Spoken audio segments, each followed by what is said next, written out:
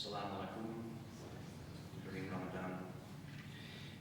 Foreign Secretary, Secretary of State Pickles, Barons, Warsing, Excellencies, my lords, ladies and gentlemen, esteemed guests from Bosnia-Herzegovina, Dobro večer, žao mi je, ne govorim dobro bosanski. I'm very sorry, that's not as far as my limited ability in your language will take me. It's an honour to be invited to speak on behalf of the Scottish National Party, Scotland's governing party. First Minister Alex Salmond has asked me to convey his best wishes to Wakar Azami, the chairman of Remembering Srebrenica, and in particular to the Srebrenica survivors who are here this evening. And he asked me to stress in particular a passage from the message that you will find in the excellent publication that we were given on the way in. And it says as follows: in Scotland we have a long history of welcoming asylum seekers and refugees, and the Bosnian conflict was no different. The Scottish Refugee Council held hundreds of Bosnian refugees who fled conflict to their homeland, and we saw some 2 million out of the population of 3.8 million forced from their homes.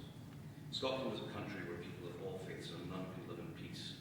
As a government, we encourage and support interfaith dialogue to reduce misunderstanding and fear, to nurture good community relations, and together resist all who through fear and prejudice seek to divide us.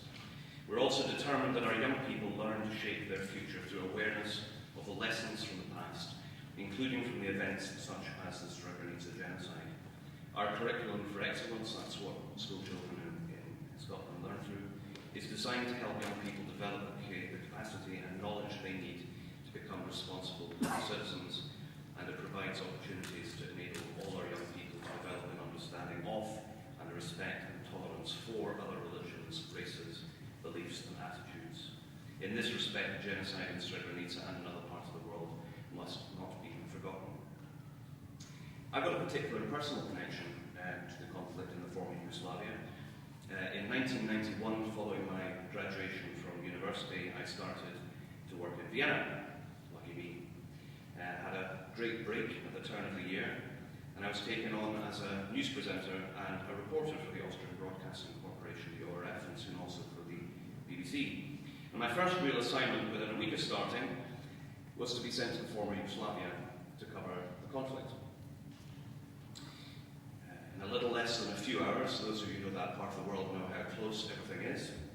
Just a few short hours driving south through affluent, peaceful Austria, we came to the border. And within no time, having driven through Slovenia to the front line. And my task was not to report on the conflict per se, which side was gaining, which side was losing, but my job was in relation to civilians and refugees. My job was to interview people who had just been expelled from their homes, from their villages, from their communities. The interviews were to be used in support of fundraising efforts for neighbour in need. Nachbar in Note, to date the largest non-state charitable campaign for the former Yugoslavia. The accounts of hatred, of violence and cruelty were shocking. We've heard of those tonight. And for me personally, so totally unforgettable, only my age, only 21, who's never lived through a conflict in my home country. I personally saw things which will last with me forever. And this partially explains why I was so keen to be here and so grateful to have the chance to speak. What happened in Srebrenica and other parts of the former Yugoslavia should never be forgotten and should never be allowed to happen again.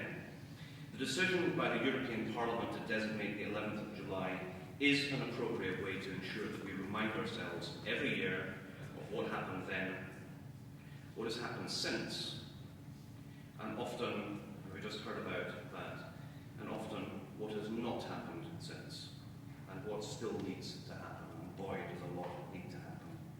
Earlier today, I was honoured to meet the survivors' delegation and spend some time with them. They asked for a number of commitments. That we never forget the genocide, and that we don't tolerate its denial by anybody. And I'd like to put on record my appreciation to the government, the UK government, surprised the Foreign Secretary, cross-party consensus, and it's a good thing, especially on an issue like this. The UK government is a trailblazer on this. The UK is the first state in the European Union in more than 3 years to get this far. And the government departments that are involved should be And I really hope that other countries in the European Union follow and follow soon. The motion also says that this day should be marked across the Western Balkans, and we have to hope in time that that will happen too.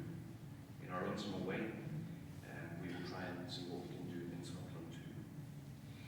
That everything be undertaken was the last challenge. That everything be undertaken to support progress for Bosnia-Herzegovina and all of its people across the broad range of challenges, including personal safety, economic development, and a European perspective. Paddy actually just talked about that. We must do everything that